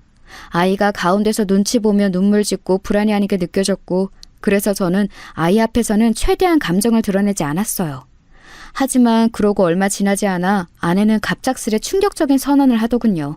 저도 마음속으로 몇 번이나 떠올렸고 상상했던 단어이긴 하지만 그걸 상대 입에서 듣는 건 꽤 큰 충격이 되더라고요. 나 이렇게 살기 싫어. 이혼하고 싶어. 우리 둘은 같이 사는 건 아닌 것 같아. 이혼하자. 아내의 말에 적잖이 충격받았던 저는 우선은 말려봤어요. 애가 앞에 있는데도 멀쩡히 TV를 보고 있는 애 앞에서 할 말이 아니었으니까요. 하지만 아내는 듣지 않고 무작정 눈앞에서 짐을 챙겼고 나중에 놀란 딸아이가 울면서 엄마를 잡는데도 아내는 듣지 않았어요. 아주 태연하게 뭐가 씌인 사람 마냥 이렇게 말을 하더군요. 지영아, 엄마 연락할 거야. 보고 싶을 때 만나면 돼. 울지 말고. 왜 울어? 아빠랑 같이 있으면 된다니까? 그러면서 마구 옷들을 우겨넣더니 이성을 잃은 제가 뒤에서 뭐라고 소리를 질러대도 듣지를 않는 거예요. 그냥 그렇게 후다닥 정말 도망치듯 짐을 챙겨서 나가면서 마지막에 이런 말을 하더군요. 이 말은 두고두고 제 가슴에 상처가 되어 아직도 그 목소리가 귀를 떠나지 않아요. 이런 집구석에선 못 살아. 다시는 찾지 마. 연락하지 마. 너무나 말도 안 되게 갑자기 버림을 받아버린 저와 아이는 그 뚱한 상황 앞에 아무것도 할 수 없었어요. 반나절이 지나 저는 이 난장판을 어머니께 알렸고 곧이어 형도 알게 되었습니다. 저녁에 다들 집에 찾아와서 걱정을 하고 어머니는 곧장 우리 딸아이를 끌어안고 진정을 시키시더군요. 애가 놀라서 울다가 또 엄마를 찾고 또 우는 걸 보고 어머니는 잠깐 눈물을 글썽이셨어요. 그러면서 이런 말씀을 하시는데 저는 정말 억장이 무너지는 것 같더군요. 용서할 수 없다고 생각했어요. 이 여자를. 정훈아, 내가 그때 좀만 더 어떻게든 해서 그냥 집을 더 해줄 걸 그랬나 보다. 어쩌자고 상황에 이렇게. 앞만 봐도 유미 걔 집 때문에 그런 거 맞는 것 같은데, 그치? 나도 초반에 괘씸해서 뭐라 하고 그랬는데 이게 다 뭔 꼴이냐. 며느리랑 싸울 때도 며느리가 있어야 싸우지. 거 조금 더해서 그냥 집을 그때 맞춰서 해줄 걸. 그러면 니들 이렇게 싸우고 일이 되지 않았을 텐데 그냥 다 후회가 된다. 전 아니라고 저도 모르게 역정을 냈어요. 이때 형과 형수가 애 운다고 거세게 말렸었고요. 어머니, 그런 말 좀 하지 마세요. 무슨 어머니가 잘못이에요? 유미 걔 뭘 해도 저랬을 애예요. 얼마나 시달렸는데요, 제가. 유미는 진짜 엄마 같지도 않고 될 자격도 없는데 애를 낳아가지고. 정훈아, 그만해. 지영이 듣잖아. 그만하고 이제 애부터 좀 재워라. 너도 진정하고. 뭐 먹었어? 이렇게 말해주는 형 때문에, 그리고 챙겨주는 형수님과 어머니가 계셔서 그날 밤을 제정신으로 보냈던 것 같아요. 머릿속에 완전히 꽃밭이 되어 정신을 못 차리고 사는 저에게 아내는 또 지멋대로 연락 와서는 이혼 처리를 제대로 해달라고 하고 기가 막히더군요. 와중에 저는 이런 멍청한 질문도 했답니다. 너 지영이는 생각이 안 나냐? 너 있잖아. 애가 하루가 멀다 하고 계속 울어. 지쳐서 애가 목에 쉬어 빠졌어. 어린이집도 못 갔어. 네가 사람이야? 사람이냐고. 아내는 그 말에 잠깐 대답이 없더니 정말 아무렇지 않게 남의 얘기를 하듯 이렇게 말하더군요. 그러니까 오빠가 잘 챙겨줘. 내가 잘 부탁한다고 했잖아. 무슨 화분을 맡겨둔 사람처럼 저렇게 말하더라고요. 이때 입안에서 온갖 육두문자가 쏟아지는데 아내는 너무 얄밉게도 그 말도 다 듣지 않고 끊어버렸어요. 그 뒤로 문자나 떡하니 보내가지고 빨리 처리해달라 질질 끓기 싫다고 재촉만 해놨더라고요. 누구 맘대로 이혼을 해주냐, 누구 좋으라고 이혼을 해주냐는 제 친구들의 반응도 있었지만 저는 이제 아내의 핸드폰 번호가 뜨고 문자가 오는 것만으로도 미칠 지경이었어요. 이때 정말 고마운 친구 녀석 한 놈이 기분 전환 좀 하라고 드라이브를 시켜주었답니다. 우리 딸은 자기네 애들이랑 놀도록 하고 저만 오롯이 데리고 바다에 데려가 줬었어요. 생각해보면 이 친구 아니었으면 저 몇 번이나 황망한 선택을 했을지도 모르겠어요. 결혼한 내내 얼굴이 펴지지 않았고 그나마 아이만 생각하며 잘 지내려던 제가 왜 이런 우스운 꼴을 당하게 된 걸까요? 그나마 제 곁에 가족이 있었고 제가 위험해 보인다면서 신경 써준 친구 녀석들 몇이 있어서 삶을 이어가게 되었어요. 딸아이를 달래는 데에는 시간이 무척 많이 걸렸고 이때 형수님이 하셨던 말씀도 참 가슴에 박히더라고요. 나쁜 뜻이 아니라 이해가 너무 되는 말이라서요. 서방님, 솔직히 지영이는 아예 어릴 때 자기 엄마랑 기억이 없을 때 이런 일을 겪거나 아니면 아예 한 10살쯤 되어서 뭔가 이해할 만할 때 그랬으면 괜찮을 수도 있어요. 이러나 저러나 애들은 가엾고 안 됐지만 적어도 아예 모르거나 아니면 받아들일 상황이 되니까요. 하지만 제가 볼 땐 중고생이어도 받아들이기 힘든데 지영이는 너무 애매한 나이예요. 학교도 안 가고 어린이집 다니는 꼬맹이한테 엄마랑 보낸 시간이 선명한 애한테 너무 괴로운 체험이었을 것 같아요. 제가 볼 때 서방님도 그렇고 지영이도 치료받아야 해요. 처음에는 이 단어가 너무 어색하고 걱정스레 느껴졌지만 맞는 말인 것 같았어요. 저와 아이 둘 다 그때 눈앞에서 아내와 엄마가 떠나가는 걸 멍하니 지켜보고 있었으니까요. 아무리 불러도 잡혀지지 않고 당연히 일상을 보내던 한 사람이 자기 발로 도망치듯 나가는 걸 경험했어요. 그리하여 중간에 몇 번 상담도 받고 저는 아이와 시간을 보내려고 노력하느라 너무 힘들었어요. 저도 상처가 심한 판국에 더 심한 아이를 돌봐줘야 했으니까요. 둘이 상담받으러 가는 와중에 아이는 차 안에서 기절할 듯 소리를 지르면서 울더라고요. 아빠, 엄마 보고 싶어. 엄마한테 데려가줘. 엄마 보고 싶어. 아빠, 나 엄마한테 갈래. 엄마한테 데려다줘. 귀가 찢어질 듯 웽웽거리면서 오래되는 딸아이를 달래고 운전하면서 차선을 제대로 못 보고 머리는 엉망이 되고 큰 사고가 날 것 같아 갓길을 급히 세우기도 했었어요. 다 짜증나서 이딴 거 다 집어치우고 하지 말자고 소리를 빽빽 지르고 아이를 부모 혼자서 키우는 게 이렇게 지치고 힘든 일인지 새삼 체감했었네요. 이후로 아이 머리 묶이는 것도 잘 못하니 이걸로도 딸아이랑 부딪히고 아이 어린이집에는 대충 사정을 말하고 양해를 구하게 되었어요. 원장님도 처음에 놀라시더니 그래도 여러 부분에서 협조하시겠다고 하더군요. 아버님 상심이 크시겠어요. 지영이가 어린이집 있는 동안에는 저희가 잘 케어할게요. 그럼 어머니 연락처는 삭제하고 모든 상황에 대해 아버님이랑 할머님 쪽으로 연락을 드려야겠네요. 이래하여 필요해서 오픈을 했는데 딱히 원장님이 말하신 건 아니지만 어린이집 등하원을 하는 중 엄마들이 수근수근 되더라고요. 어머, 지영이 아빠신가? 요즘 지영이 엄마 왜 이렇게 안 보여요? 아, 맞다. 카톡 사진 보니까 어디 해외 여행 간 것 같던데. 괌인가? 근데 다 같이 간 거 아니었어요? 그러자 옆에 있는 애엄마가 또 이렇게 말하는데 참 난감했어요. 아니야. SNS 보니까 좀 전에도 괌이라고 올라왔던데? 그럼 회사 출장을 간 건가? 아무튼 지영이 아버님 되게 자상하시다. 부인 해외여행도 보내주시고 애도 봐주시고. 우리 남편은 절대 그런 거 꿈도 꾸지 말라고 하거든요. 내가 결혼을 잘못했지. 결혼을 잘못한 건 저다. 괌이건 캐나다건 미국을 갔건 나랑은 모르는 사실이라고 말하고 싶지만 말할 수 없었죠. 제가 가장 괴로웠던 건 아내와 나름 연결고리가 있는 분들 때문에 자꾸 쓸데없는 내용들이 들려온다는 거예요. 이때 어린이집을 옮기기엔 저희 본가와도 가깝고 아주 힘들게 들어갔던 곳이라 엄두가 안 나더라고요. 하지만 급기야 이런 소식을 듣고 나니 진지하게 고민을 하게 되었답니다. 비가 억수로 쏟아지던 날 유독 말 많고 남의 일에 관심 많아 보이는 한 애엄마가 저를 붙잡더군요. 어머, 지영이 아버님, 저 그 사실 몰랐잖아요. 저번에 눈치 없이 말씀드려서 너무 죄송해요. 아유, 혼자 지영이 케어하시느라 얼마나 힘드시겠어요. 네? 무슨 말씀이신지 저 바빠서 이만. 아이, 왜 그러세요? 또 죄송하게. 저기 다 알게 됐어요. 지영이 엄마랑 이혼하셨다면서요. 아유, 저도 모르고 있었는데 딴 엄마 말로 재혼해서 산다는 것 같더라고요. 그거 보고 우리 기겁했잖아요. 이혼한 것도 몰랐는데 대뜸 재혼이라고? 이러면서.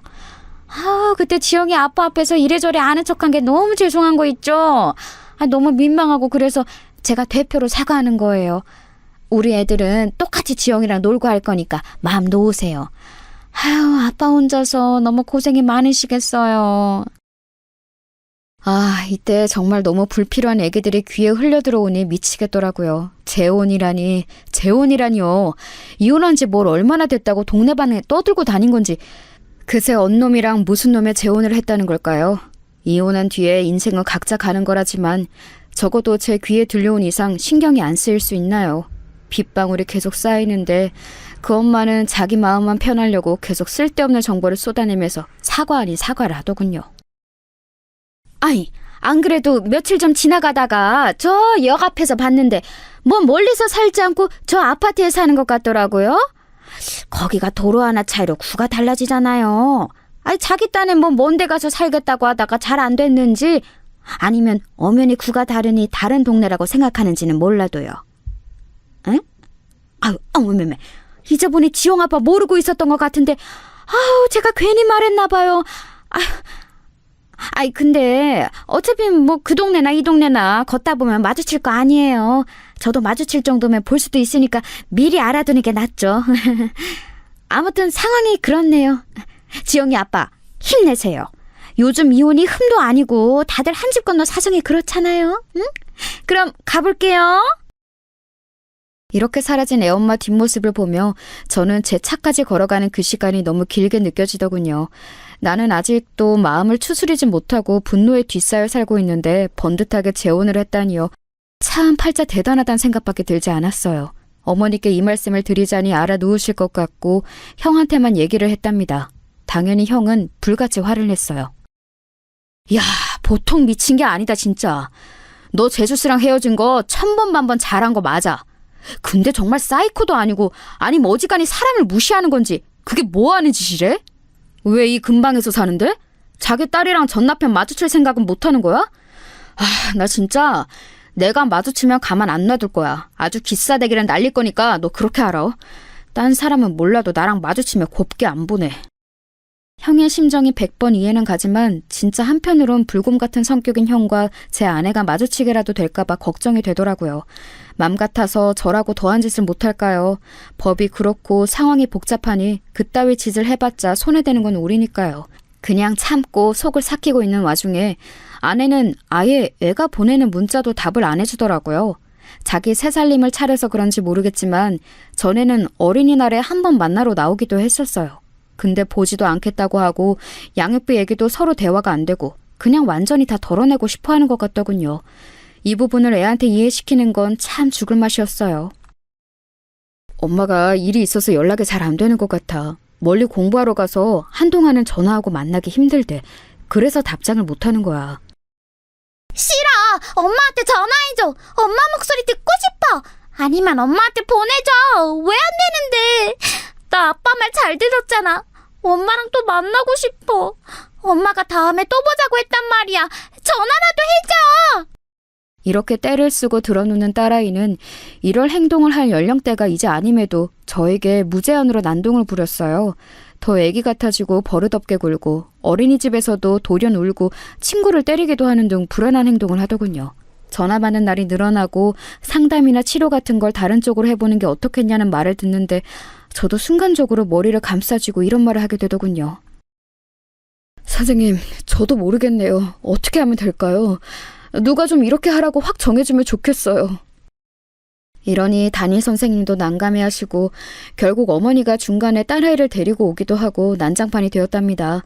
하지만 퇴근하고 돌아와서 잠든 아이를 보면 애가 무슨 잘못이겠나 싶은 거예요. 낳아놓고 그렇게 끼고 살고 평생 옆에 있을 것처럼 하던 엄마가 갑자기 애 마음에 난도질을 하고 정없이 사라져버렸잖아요. 그걸 애 보고 견디라고 하는 게 너무 가혹하겠더라고요. 어른인 저도 저렇게 무작정 사라진 아내를 감당하기 힘든데 애보다는 조금 나을 제가 달래주는 수밖에. 그러나 언제 어디서 마주칠 수도 있다는 생각을 하니 제 마음이 온전해지기 힘들었어요. 그러면 안 되는데 술을 많이 마셨던 날 저도 모르게 아내의 SNS와 차단해둔 카톡 프로필까지 염탐하게 되었답니다. 아내는 정말 너무너무 얄밉고 한 대 쥐어받고 싶을 정도로 화사하게 웃으며 재미있는 날들을 보내고 있더군요. 집인 듯한 고급 아파트에서 사람들을 불러 모은 듯한 사진도 있고 재혼한 남자랑 다정하게 찍은 사진도 있고 말이에요. 이혼한 지 뭐 한 5년은 되었으면 괜찮았을까요? 2년도 안 된 상태로 금방 재혼해서 새댁처럼 저러고 있는 모습에 역겨움이 느껴졌어요.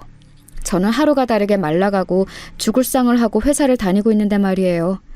진지하게 정신과 치료가 필요하겠다 싶었어요. 솔직히 누가 봐도 아내는 정말 너무 악질 아닌가요? 무슨 대단한 원수를 지었길래 아니면 얼마나 머리에 오물만 가득하고 비어있길래 이혼한 전 남편과 딸 근처에 새 살림을 차리냐고요. 당시 어머니가 아프셔서 몸져 누우실 때도 많았고 솔직히 이건 역시 제 탓일 것 같았어요. 스트레스가 심하셔서 그런지 밤에 잠도 못 주무시고 그러니 딸아이 어린이집 등하원 시켜주는 것도 힘들게 되었어요. 그래서 제가 데리고 가는데 애는 바닥에 눕고 울고 불고하고 어린이집 앞에 있는 엄마들은 수군거리고 담임 선생님도 저를 안쓰럽게 쳐다보고 원장님도 달래주든 말씀하시지만 가시방석이더라고요. 이거 아무래도 안 되겠다 싶어서 어린이집에는 한 달가량 쉰다고 말씀드리고 저도 회사에 짧게나마 휴가를 냈어요. 딸아이랑 시간을 보내는 게 필요할 것 같아서 오롯이 저랑 애만 둘이서 운전해서 아이가 좋아하는 곳들 위주로 갔답니다. 이걸 생각할 때 초반에는 마음이 너무 안 좋았지만 가서 하고 싶은 것, 사고 싶은 것 등등을 제가 계속 묻고 주의를 돌리니 대답은 해주더라고요. 나 하츄핑 캐릭터 갖고 싶어. 근데 엄마랑 가고 싶어. 아빠, 나 이것도 사줘. 그 색깔도 좋아해. 이렇게 딸아이가 잠깐 자기 엄마를 찾다가 원하는 것을 말했다가 왔다 갔다 하는 동안 자연스럽게 엄마 얘기는 뒤로 넘겨가며 계획을 짰었답니다. 중간에 애가 이렇게 물었을 땐 저도 모르게 눈물이 찔끔 나올 뻔했어요. 새삼스레 이날 새벽까지 잠을 못 이루고 불 꺼진 주방에 있었답니다. 아빠, 엄마는 나 안 보고 싶어 해? 엄마는 나 안 물어봐? 아빠한테 나 안 물어봐? 저는 이 말에 도통 이성을 잡고 있기 힘들어서 억지로 질문을 넘겨가면서 다른 얘기를 했어요. 제가 아이나 어떤 심리에 대해서 잘 알고 있는 좋은 선생님이나 훈련된 사람이라면 좋은 대답을 했겠죠. 그러지 못한 상태로 무방비로 얻어맞은 아이의 질문은 아이와 저 모두에게 가슴을 찢어놓는 부분이었던 것 같아요. 그래도 어찌어찌 준비해서 딸아이와 둘이 여행도 다녀오고 최대한 아이 수준에서 좋아하는 체험관도 가고 맛있는 것도 잔뜩 먹이고 장난감도 사주고 평소 금지했던 핸드폰도 줘가며 서로 사진도 찍고 꽤 시간을 많이 보내고 왔어요. 그렇게 걸어오면서 이건 일순간 달래기 용도가 아니라 앞으로 펼쳐질 하나의 관문이었다는 생각이 들었어요. 그렇겠죠. 저는 일반 가정들이 웃고 울며 지내는 그 평범한 시간을 누릴 수 없을 거예요. 그 각오를 하다 보니 돌아오는 차 안에서 그렇게 눈물이 나더라고요. 아무튼 집으로 돌아왔고 어머니가 아이를 몇 주간 데리고 계시겠다고 하셔서 그러겠다 했어요. 어머니 댁에 가기 전 뭐라도 좀 사가려고 딸아이랑 마트를 갔는데요. 그렇게 일을 갈면서 버티고 있던 저에게 역시 터질 만한 일은 터지게 되어 있나 봐요. 한 번은 마주치지 않을까 싶었는데 그것도 저 혼자 있을 때 마주칠 것이지 이럴 수가 있나요? 하필 엄마 이름만 들어도 난리를 치고 과민하게 반응을 하는 딸 앞에 그 사람 많은 대형마트에서 아내가 나타난 거예요. 처음에는 제가 발견했고 아내 역시 저를 마주했고 둘 다 당황한 상태였어요. 오빠! 이렇게 슬쩍 내뱉고 본인도 놀래서 입을 꾹 다무는 거 보니 무의식 중에 튀어나온 거였나 봐요. 아마 본심은 저랑 마주친다면 아는 척을 하고 싶지 않았던 것이었겠죠. 저 역시 그랬고 저기도 그랬을 거예요. 아무튼 우리는 마주치게 되어버린 겁니다. 저와 딸 그리고 아내와 재혼한 새 남자까지 넷이서 과자 코너에서 말이에요. 저는 뭐라고 아내 이름을 부를 뻔했지만 아내가 먼저 저를 부르는 바람에 침을 꾹꾹 삼키며 겨우 말을 참을 수 있었어요. 이때 제 머릿속을 아주 어지럽게 했던 것은 딸아이가 지금 내 주변 어디쯤 있나 하는 거였어요. 뒤에 있었나 앞에 있었나 과자를 보고 있나? 설마 지금 이 순간 나처럼 같은 자리에서 자기 엄마를 발견한 건가? 싶어서 손에 땀을 쥐고 얼른 딸아이를 찾으려는 순간 물은 엎질려져 버리고 말았어요. 공기를 날카롭게 가르며 묵직한 소리가 쏟아져 나왔거든요. 엄마! 일어날 일은 일어나고 마는 법인가 봅니다. 딸아이는 자기 엄마를 본 거예요. 그것도 제 뒤에서 과자를 보고 있다가 멈춰 돌던 중 자기 엄마를 알아본 거죠. 엄마 어디 갔었어? 엄마 보고 싶었어! 딸아이는 곧장 두어 걸음 앞에 있는 자기 엄마에게 스르륵 튀어가서 치마를 한 움큼 잡아버렸고 아내는 정말 아주 위태한 표정을 하고 있더라고요. 뭐랄까 누가 보면 뭔가에 눌려서 당장이라도 기절할 것 같은 그런 숨막히는 표정을 하고 있었어요. 지켜보는 제 입장에서도 다소 이해가 안 될 것 같은 그냥 단순히 당황한 정도가 아니라 되게 위험해 보이는 얼굴을 하고 있더군요.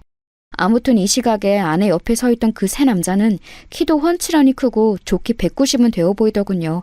체격 좋고 가무잡잡하고 슬쩍 대충만 봐도 명품 같은 것을 걸치고 있고 풍채도 좋아 보였어요. 소위 있는 집 아들이란 분위기가 물씬 풍기기도 하고 이때 잠깐 아내를 살피니 아내 역시 비싸 보이는 옷들을 입고 있었어요. 저랑 살 때에는 매달 월급이 궁상맞다면서 그때도 인터넷 쇼핑을 애지간히 해댔고 돈 없다고 불평할 땐 언제고 왜 맨날 생활비가 모자라냐고 싸울 정도로 다 써버렸답니다. 그땐 제 월급 수준 안에서 있는 힘껏 돈을 다 써버리고 제멋대로 했다면 이날 봤던 아내의 인상은 뭔가 업그레이드된 느낌이었어요. 뭐랄까 삶의 단계가 몇 단계 훅 올라가 버린 느낌 있잖아요. 경제적으로 여유 있고 잘 사는 집으로 갔구나 싶게 그런 느낌이 물씬 풍겼어요. 아내 SNS에 본 집도 고급 아파트였고 전부 대리석이 깔려있고 그릇들도 비싸 보이고 저와 함께 살던 시절에 아내가 늘 부러워하던 것들이었으니까요. 아무튼 그 남자는 이렇게 반응하는 제 딸과 저를 일순간 쳐다보았어요. 저와도 눈이 마주쳤고 저나 그 남자나 서로 경계하는 눈빛이 만연했고요. 서로 우중을 파악하려고 계속 눈을 마주하기엔 우리 딸이 조금도 그 틈을 길게 주지 않고 울며 팔딱팔딱 뛰어댔어요. 엄마 이제 가지 마! 나 이제 엄마랑 같이 갈 거야! 엄마! 딸아이는 계속 시끄럽게 매미마냥 지 엄마 치맛자락을 잡고 소리 지르고 점점 마트 주변 사람들이 힘겹게 우리를 쳐다보기 시작했어요. 누구든 이 상황을 끝내야 하는지라 왜 이 괴로운 광경 속 뒤처리는 또 내가 해야 하는 건지 이해가 안 되지만 아이를 얼른 잡아 끌어냈어요. 지영아, 가자. 그만 가자. 그러자 아이는 또다시 아내에게 달려들어 더 거세게 붙드는 거예요. 그런데 이때 아내가 일순간 이렇게 말을 했는데 그 말은 그렇게 악바리처럼 달려들던 딸아이조차 멈추게 만들었어요. 옆에 있던 아내의 그 남편이란 사람도 미간을 순간적으로 찌푸리더군요. 저기 꼬마야, 너 누구니? 이거 좀 놔줄래? 아주 힘없이 기어들어가는 소리로 눈을 마주치지 않고 저렇게 띄엄띄엄 말하는 아내의 모습에 저는 머리에서 열이 오를 대로 오르고 있어요. 실제로 밥솥처럼 김이 오르지 않을까 싶을 정도로 분노가 제어되지 않더군요. 거의 혀 중간 부분까지 욕이 떼구르르 굴러오면서 밖으로 튀어나오려던 찰나에 딸아이는 큰 소리로 울부짖었어요. 이 소리가 너무 재지듯 크게 들려 정말 동네 망신도 이런 망신이 없을 정도로 모두의 주목을 받게 되었답니다. 엄마, 왜 거짓말해? 내가 누구긴 누구야? 지영이잖아. 엄마 김유미 엄마 왜 그래?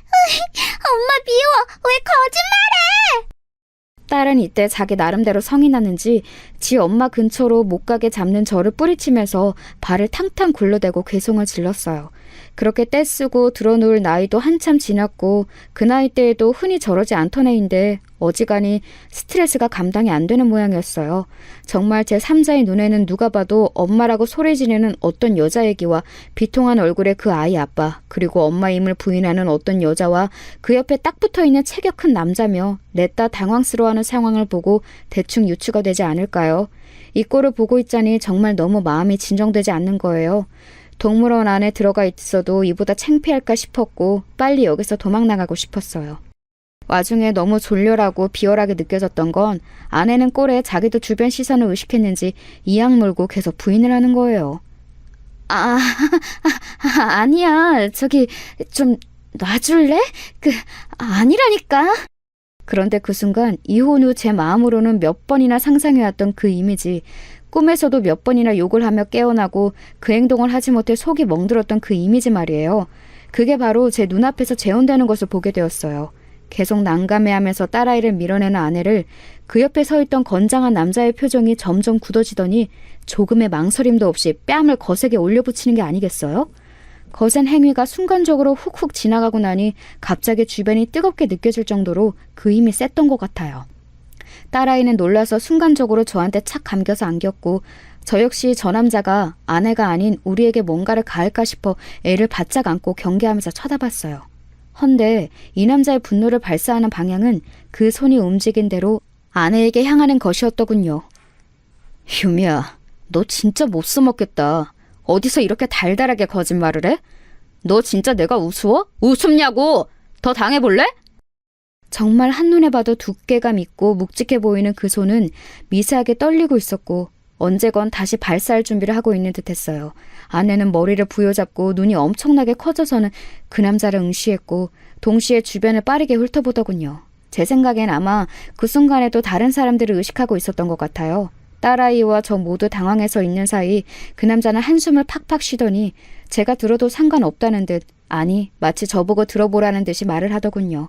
여투나 표정에서 뭔가 쌓인 게 많아 보였고 왠지 이날이 처음이 아닌 뭔가가 많이 묻혀져 있다가 터진 느낌이었어요. 너 내가 시간 줄 때 솔직하게 말하라 했잖아. 누가 봐도 네 딸 네 새끼 맞아 보이는구만. 너랑 얼굴을 쏙 빼닮았는데 아니라고?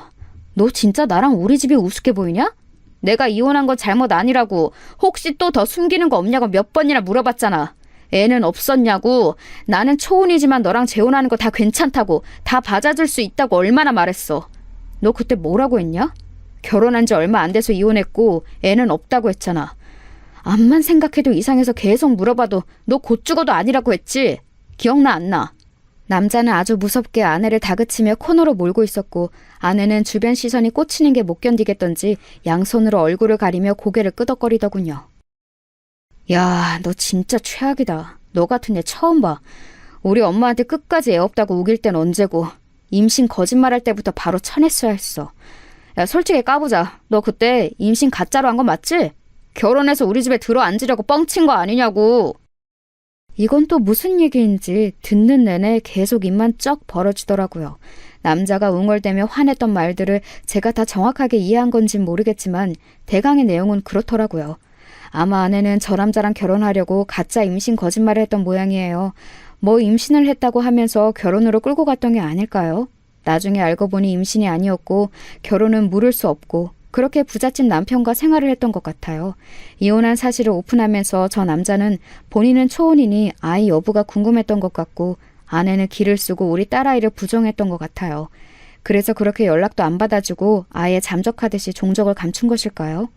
새삼 저는 그 남자는 아이 여부가 그렇게 중요했던 건가 싶었는데 씩씩거리는 이 남자의 뒷말에 답이 있더군요. 우리 엄마가 아무리 그래도 애 있으면 안 된다고 반대해서 그런 거 맞네. 야, 너 진짜 비정하고 못돼 처먹었다. 어떻게 새끼가 있는데 없다고 거짓말을 할 생각을 다 하냐? 애가 아주 애걸복걸을 하고 매달리는구만. 여기 김유미라고 부르면서 엄마라고 앵길 사람이 한 몇십 명 되냐? 딱 봐도 너 찾는 거 맞잖아. 안 그래? 야, 나 진짜 너 오만정이 다 떨어져서 더 못 보겠다. 어떡하냐? 그러면서 그 남자는 드글드글 끓는 속을 못 참겠는지 똑같이 발은 막 쿵쾅거리면서 분을 못 참더라고요. 보아하니 돈은 많아 보이고 하는데 나름 이혼한 여자와 재혼할 정도면 꽤 아내를 많이 좋아했던 것 같은데 거짓말을 한 내용들이나 쌓인 게 많은 것 같았어요. 아이 여부가 있다면 아마 부모 쪽에서는 결혼을 시키지 않으려고 했던 모양이더군요. 아내는 그래서 저 남자랑 결혼하려고 본인 배 아파서 낳아 수년간 길러낸 아이 존재를 곧장 지우고 모른 척했던 걸까요? 게다가 뭐 이건 그렇다 치고 결혼하려고 임신했다고 거짓말했다던가. 진짜 이 부분은 저부터도 너무 깨고 환멸이 났어요. 우리 딸은 이때 어른이 무지막지하게 던져대는 말의 의미를 다 이해하진 못했겠지만 아무튼 어투나 표정, 살벌하게 기가 올라있는 눈매를 보며 상당히 겁이 올랐던 것 같아요. 제 등을 꽉 잡고 매달려 있더라고요. 아이에게도 이 광경이 너무나 위협적으로 느껴졌던 것 같아요. 아내는 정말 누가 봐도 참 비참하고 통탄스러운 모양새를 하고 여전히 고개를 숙이고 들지 못하고 있었어요. 제가 아는 아내의 성격으론 당장 옆에서 뭔 박스라도 주워들고 도망갈 성격이지만 저 남자는 아내에게 있어서 자기 자식도 존재를 지우고 붙어 있어야 할 만큼 필요한 존재가 아니던가요.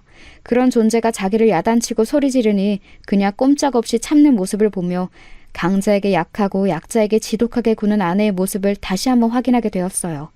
그때 처음으로 정말 비로소 이제서야 진실로 이런 인간과 떨어지게 된 상황을 받아들이고 모든 게 나에게 약한 쪽으로 돌아가는 게 아니라 좋은 쪽으로, 나에게 필요한 쪽으로 흘러간다고 생각하게 되었어요. 이런 인간과 헤어진 것은 나에게 잘못된 일이 아니다. 언젠가는 헤어지고 이별해야 했고 함께 있는 것보다 떨어져서 너무나 다행이다라는 생각이 강하게 올라오더군요. 딸은 이 당시 모습을 어떻게 받아들였는지 모르겠지만 그날 자기 엄마가 자기를 모른다 했던 게 충격이지 않았을까요? 이날의 일에 대해서 딸과 저는 지금까지 단 한 번도 언급을 서로 해본 적이 없어요.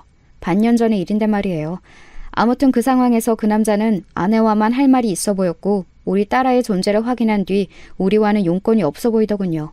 그냥 그 남자 입장에선 우리가 공해였고 불필요하게 느껴졌을 거예요. 우리에게도 마찬가지 아니겠나요? 저도 그 순간 그대로 더 이상 아내라는 존재에게 얽매여 고통받고 나 자신을 자책하고 피해 다니고 분노하고 그럴 필요가 없구나.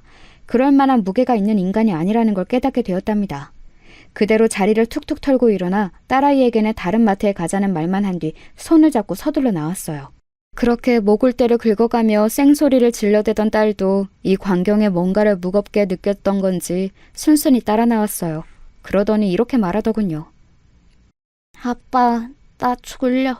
자고 싶어. 업어줘. 그래서 저는 이때 대강 이렇게 받아쳤던 것 같아요. 아빠 허리 아픈데. 알았어, 업혀봐. 그렇게 쑥 딸아이를 업어올려 그대로 주차장까지 갔었나 보네요. 이날 마트에서 있었던 일은 우리 가족 중 누구에게도 말하지 않았는데요. 저는 특별하게 뭐가 있던 것은 아닌데 왠지 모르게 마음이 조금 가벼워졌고 뭔가 거리낌 없이 제 일상들을 대하게 되었어요. 딸아이의 어린이집도 시간이 지나 다시 등원시키게 되었고 변함없이 그 자리에서 아이와 같이 일상을 살아가고 있어요. 이후로 SNS도 잘 안 하다가 들어갔는데 그때 아내의 SNS를 슬쩍 들여다보니 볼 수가 없더군요. 기존에 있던 게시물을 다 삭제했고 아마 뭔가 좋지 않은 상황인 건 틀림없어 보였어요. 궁금해서 카톡을 들여다봤더니 카톡 역시 새까만 화면이 되어 있더군요. 일단 제가 유추해보기로 그 남자와 더는 살기는 힘들지 않을까 싶어요. 그 남자의 표정이 보통 살기가 아니었고 아내의 SNS는 그렇게 화려하게 자랑들로 채워 있었는데 전부 지웠더군요. 아무튼 이런 상황들을 보니 더 할 말도 없고 그 길로 저도 이후의 정황들을 모르고 싶어 차단했어요. 그러니 마음이 가볍고 제 일상으로 온전히 집중하게 되어지더라고요. 여전히 같은 곳에서 우리는 살고 있고 딸 열심히 키우고 있고 싱글 데드로서의 삶을 살아가고 있어요. 초등학교에 들어갈 아이를 두고 준비할 것도 많지만 요즘 유튜브에 필요한 내용들이 잘 나와 있어서 열심히 참고하고 있네요. 저는 겨우 아내와의 관계에서 이제 심적으로 독립이 되었고 남아있는 숙제는 딸아이예요. 사실 숙제라는 말은 좀 그렇고 딸아이와 저의 또 다른 관계가 개막했다고 생각을 해야죠. 그래도 참으로 고맙게도 딸아이는 마냥 엄마를 찾지는 않고 있어요. 한편으론 애도 뭔가를 느꼈고 뭔가를 알아들었기에 그러는 게 아닐까 싶은데요. 그 부분을 조숙하게 여기고 마음 아파하기엔 제가 못 견딜 것 같아요. 나중 가서 어떻게 심리적으로 치료를 하고 해결을 해주는 방법이 있을지언정 지금은 아이가 엄마에 대해서 언급하지 않고 굳이 기억하지 않으며 저와의 일상에 집중할 수 있도록 노력하고 있답니다. 그리고 저희 회사 여자 과장님들이 딸을 예쁘게 봐주시고 얼마 전에 아이 머리 묶어주는 것도 옆에서 가르쳐 주셨어요. 그 경험 한 번으로 아이를 생각해 주시고 간식도 보내주시고 해서 이것 또한 참 별스런 체험과 관계가 생겨났다 싶어 신기하게 생각하고 있습니다. 이혼이 요즘 흠이 아니고 여기저기 많다는 말은 저에게 딱히 위로나 힘이 돼주지는 않아요. 단지 그들이 어떻게 살아내고 있는지는 여전히 궁금한 부분이고 그래서 더 가족이란 모양을 진정으로 갈망하게 되는 것 같네요. 그 전에 평범히 결혼 생활을 하고 있을 땐 몰랐던 부분인 것 같아요. 정신 똑바로 차리고 살아가야겠어요. 언젠가 저와 딸, 우리 둘 관계에 진짜로 빛이 깃들 것이라고 믿으면서요.